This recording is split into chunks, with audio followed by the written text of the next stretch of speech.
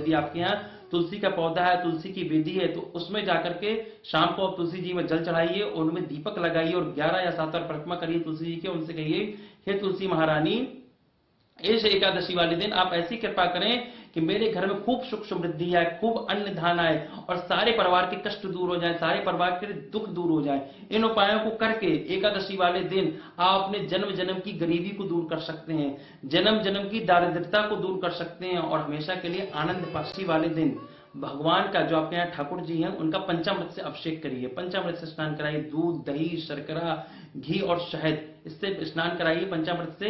इससे भगवान बहुत प्रसन्न होते हैं। अगर आप पंचामृत से एकादशी वाले दिन भगवान को स्नान कराते हैं, फिर उस पंचामृत को सभी परिवार वाले ग्रहण करिए, आपका भाग्य चमक जाएगा, आपकी तिजोरियां बढ़ जाएंगी, खूब धन दान आपके पास आएगा।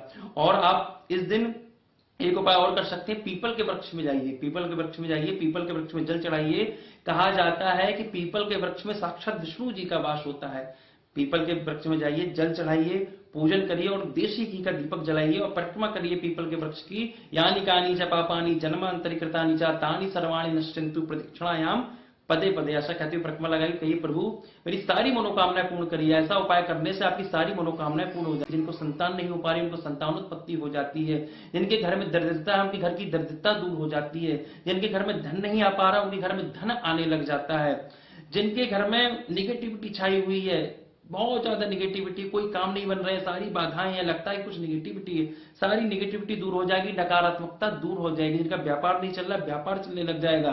भगवान विष्णु से आप प्रार्थना करके देखिए, भगवान की तरफ एक बार समर्पित होकर के देखिए, आप देखेंगे भगवान की कृपा से और एकादशी महारानी की कृपा से आपके जीवन के सारे दुख दूर हो जाएंगे। एकादशी वाले दिन प्रातः आप उठिए, स्नान ध्यान करने के बाद व्रत का संकल्प लीजिए और अपने जो ठाकुर जी हैं आपके घर में उन ठाकुर जी को हल्दी मिश्रित दुग्ध या हल्दी मिश्रित जल से स्नान कराइए।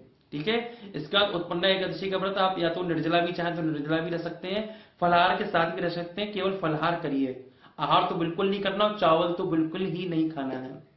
इस दिन आप खूब दान दक्षिणा दीजिए, गरीबों को खूब दान दक्षिणा दीजिए, एकादशी व्रत की कथा सुनिए, भजन कीर्तन करिए और रात्रि में जागने का भी नियम बताया गया है, रात्रि जागरण का भी नियम बताया गया है और इस दिन भागवत कथा सुननी चाहिए। देखिए एकादशियों में अगर कहा जाए कि जो भी व्रत है संसार के जितने भी व्रत हैं उन सारे व्रतों में एकादशी व्रत सबसे बड़ा माना गया है। आप कोई भी व्रत ना रहते हो कोई दिक्कत नहीं, कोई प्रॉब्लम नहीं, पर एकादशी व्रत आपको सदैव रहना चाहिए और अवश्य रहना चाहिए। और उत्पन्न एकादशी वाले दिन तो जो कोई कभी व्रत ना रह पाए तो उत्पन्न एकादशी से व्रत अपना प्रारंभ कर सकते हैं, क्योंकि इस दिन एकादशी उत्पन्न हुई थी भगवान विष्णु की कृपा से। भगवान विष्णु को सबसे प्रिय है एकादशी का दिन और सभी एकादशी में सबसे महत्वपूर्ण है उत्पन्ना एकादशी।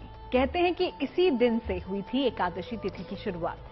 क्या है उत्पन्ना एकादशी की महिमा, कैसे करें एकादशी का व्रत और कैसे उत्पन्ना एकादशी का खास दिन आपकी सभी मनोकामनाओं को पूर्ण कर देगा, आइए आपको दिखाते हैं। कहते हैं कि जो एकादशी महारानी थी तो भगवान श्री विष्णु के शरीर से प्रकट हुई थी। इसकी पौराणिक कथा क्या है मैं आपको बता रहा हूँ। पद्म पुराण के अनुसार एक बार धर्मराज युधिष्ठिर ने भगवान श्री कृष्ण से पूछा कि प्रभु मुझे एकादशी कथा के बारे में आप बताइए। तो भगवान श्री कृष्ण से कहा, धर्मराज युधिष्ठिर, एक बार सतयुग में मुर नामक राक्षस से सभी देवी देवता पराजित हो गए, तीनों लोकों में हाहाकार मच गया। भगवान विष्णु के पास जब देवी देवता गए तो भगवान विष्णु ने क्या किया, मुर राक्षस के जितने भी सेनापति थे सभी सेनापतियों को वध कर दिया।